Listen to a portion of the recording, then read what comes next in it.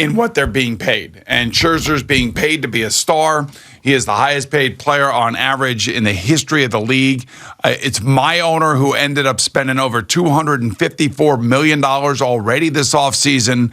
And he brings in, one of the bulldogs, one of the true bulldogs as a starting pitcher. And when you look at his overall career statistics, the guy always takes the ball. The guy always shows up.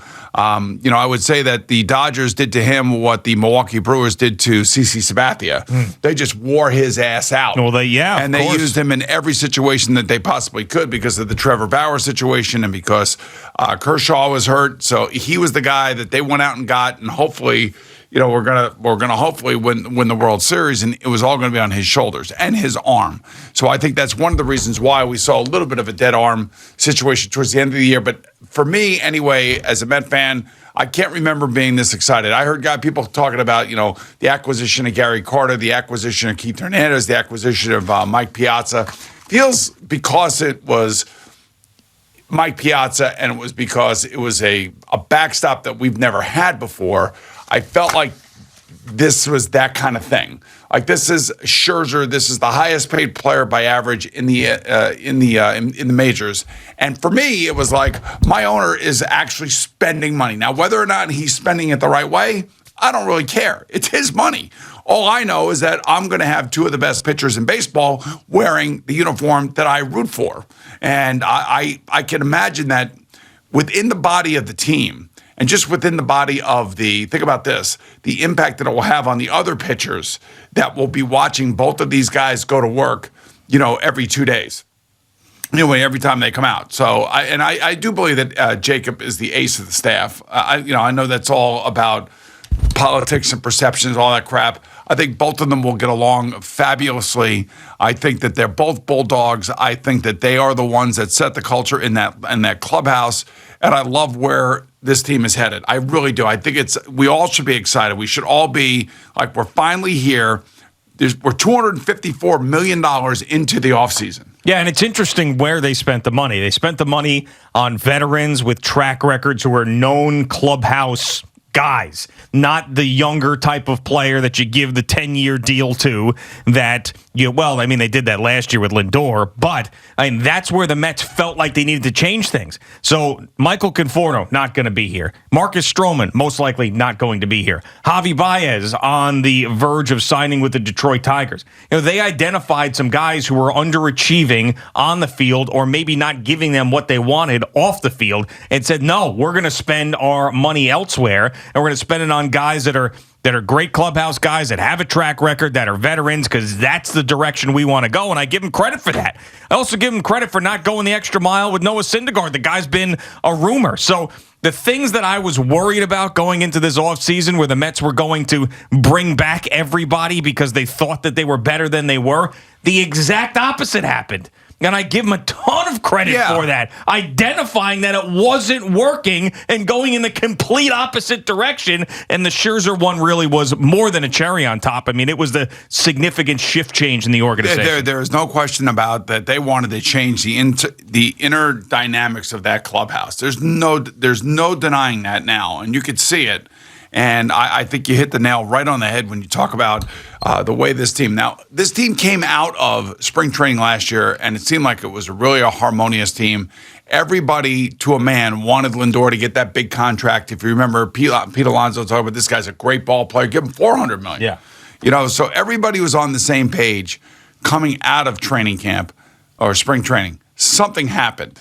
Whether it be the McNeil-Lindor dust-up or something went on in that locker room that just set this franchise back.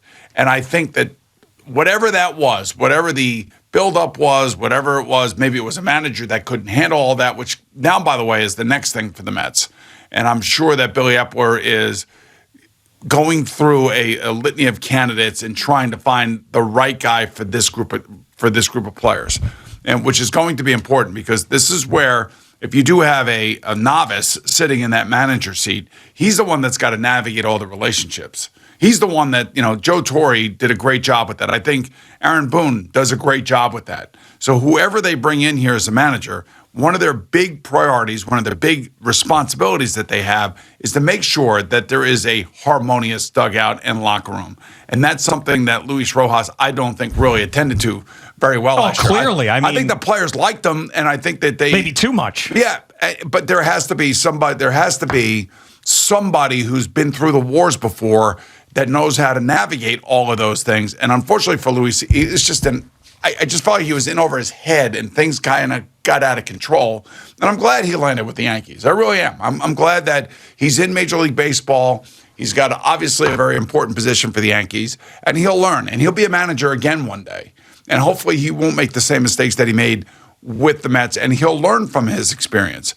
But that locker room was a mess. You know that. I know that. And obviously, thank God they knew that. Yeah, I was afraid that they didn't know that. You know, it's interesting. Like, once the Rangers season was over last year, and I could point to 10 different things that happened towards the end of the Oh, wow. Boomer weaved hockey into this conversation. And the reason I weave hockey in the situation, because it basically mirrors what the Mets are doing.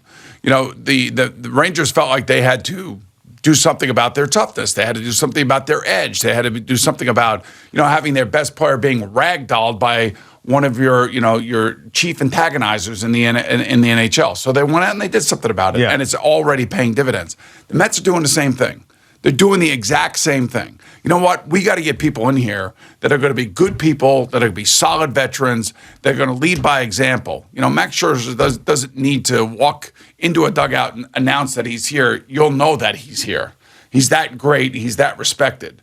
So I think this is it's a great signing. Like I said, it's not my money. I don't really care. All I care about is whether or not he's going to take the ball at least 30 times this year. And if he takes the ball 30 times this year and he pitches his normal 6 innings, he's going to be making about $241,000 per inning. Per inning. Yes. Per inning. Which is an insane amount of money that kind of makes you sick if you think about it. Well, but there's a reason for that. He's one of the greatest pitchers in today's game. And he's being paid for not only for what he does on the mound, what he does in the locker room, and how he excites a fan base that is longing for having a guy like him on your team. Now, this is one of those I'm going to go buy tickets moves for fans who have maybe been dormant for a little bit. That's true. Me personally. Sponsorships. Yeah. Skyboxes. Those things. The whole thing. Now, parking. For a lot of the fan base, I'm sure yesterday was like, I want to get tickets. I want to get tickets. Even Black Friday with the 3 moves that they made. I want to go and get tickets.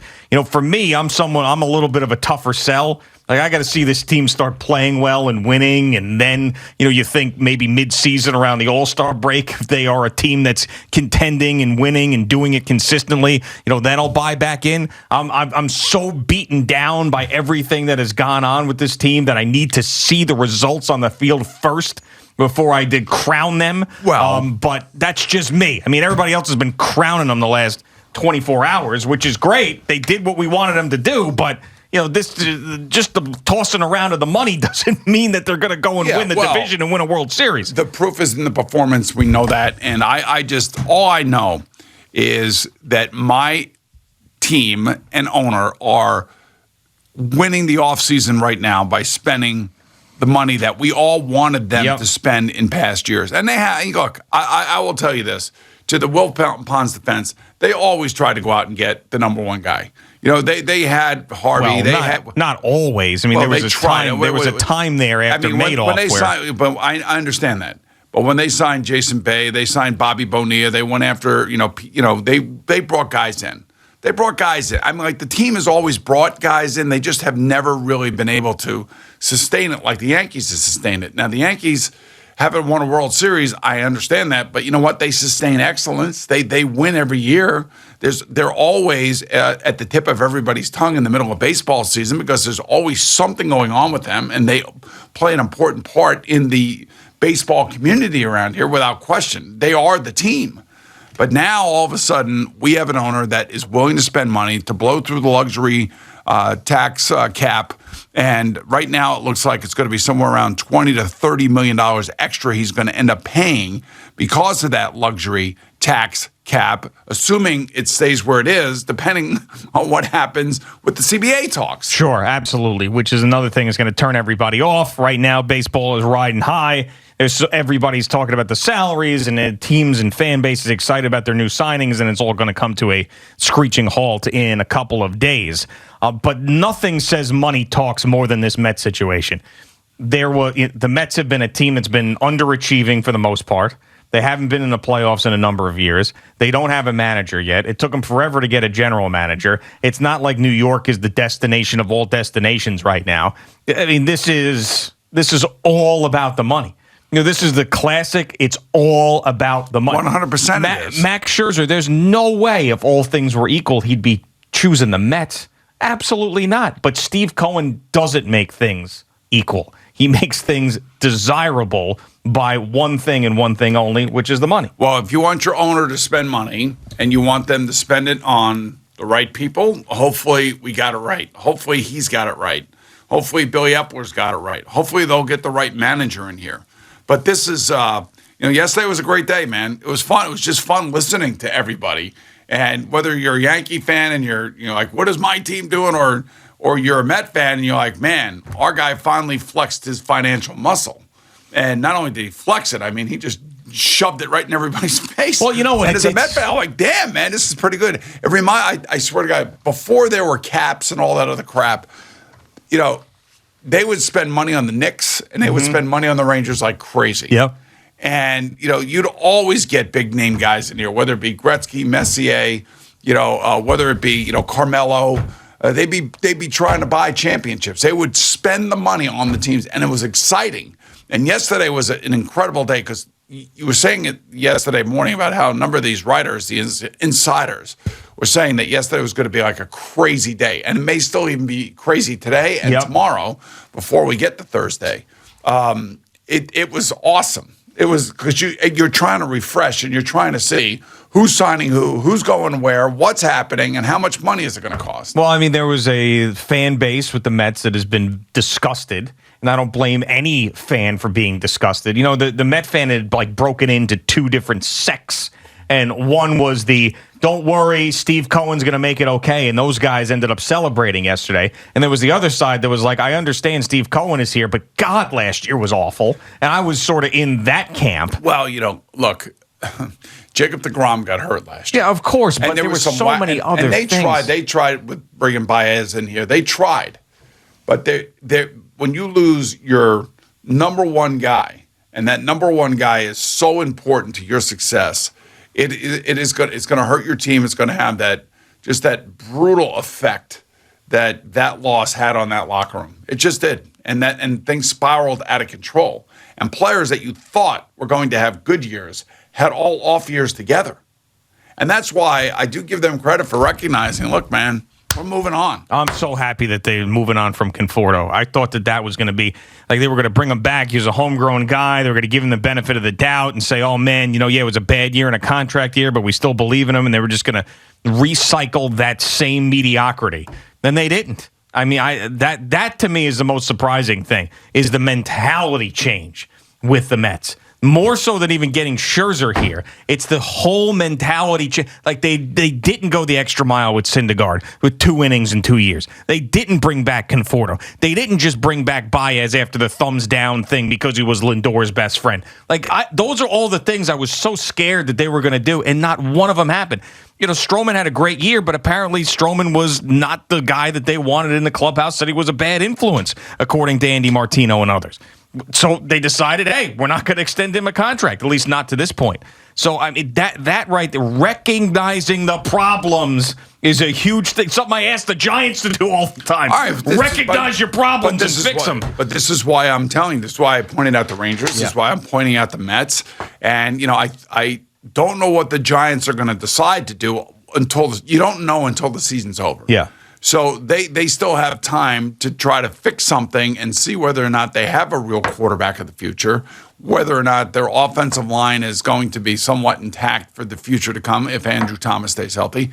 This is what all these teams have got to do. They have to identify where their weaknesses are, and they do have the money, and they do have the capability, and they do have the history. Most of these teams around here do anyway, to, I think, attract the best player at that position. Thank you for watching. Please like, comment, and subscribe. And don't forget to hit the red bell so you're notified when we have new content.